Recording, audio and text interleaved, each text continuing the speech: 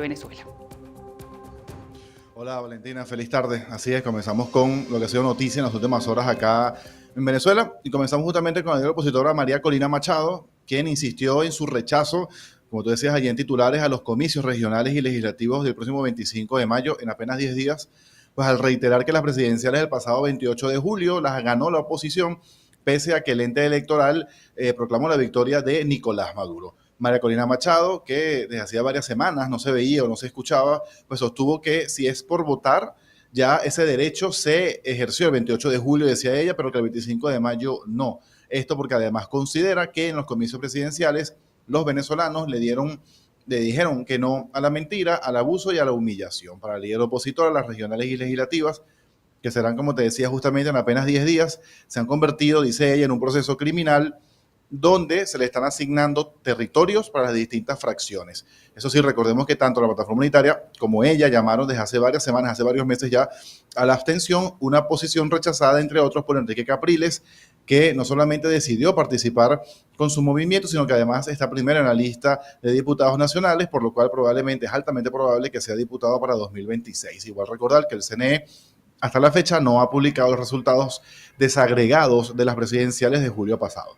También contar que otras noticias importantes, también contar que a pesar de las sanciones y del rechazo más que evidente que hay desde Estados Unidos hacia el gobierno de Nicolás Maduro, pues pareciera que aún hay, Valentina, un mínimo de comunicación para ciertos temas y ese vocero en Washington es Richard Grenell.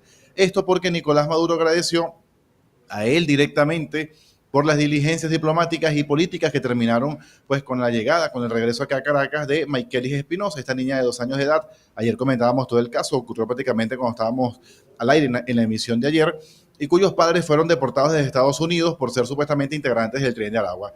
De hecho, el papá de esta menor estaría en El Salvador, en este grupo de más de 200 venezolanos, mientras que su mamá sí estaba aquí en Caracas desde el pasado 26 de abril, cuando abordó este vuelo hacia Caracas y la niña le fue quitada por funcionarios norteamericanos. La niña fue recibida allí en Maiquetía por la primera dama de Miraflores, por Diosdado Cabello, y luego fueron al Palacio de Miraflores, y esto decía Diosdado Cabello allí viendo a la niña y a su familia. Al embajador Rich Grenell, enviado especial del presidente Donald Trump, por sus gestiones, y con el embajador Rich Grenell, agradecer al presidente Donald Trump también que se haya consumado este acto de justicia, humano, profundamente humano.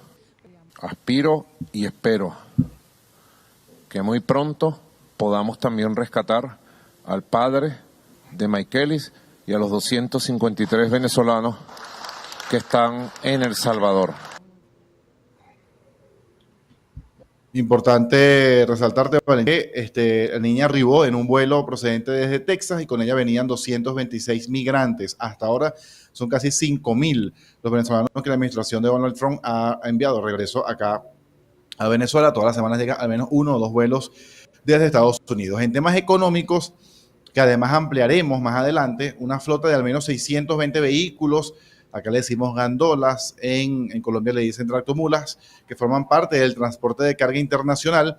La mayoría con placas venezolanas están en riesgo de paralizar sus labores debido a las dificultades para la obtención de una documentación emitida desde Colombia. La situación pone en riesgo el comercio binacional, ya que el intercambio comercial colombo-venezolano podría presentar una disminución importante porque la mayoría o buena parte de la mercancía va justamente en estos camiones, pero más adelante, como te comentaba, ampliaremos este tema para conocer las causas y cómo podría solventarse. Y para finalizar, te cuento el tema de la producción petrolera venezolana. Se mantuvo sobre el 1.000.000 de barriles al día. En abril, es un informe en cifras oficiales que recoge el informe de la OPEP de esta semana. El pasado mes de abril, Venezuela habría bombeado en promedio 1.051.000 barriles de petróleo al día, un aumento de 3.000 barriles más en comparación con el mes de marzo, cuando el bombeo fue de 1.048.000.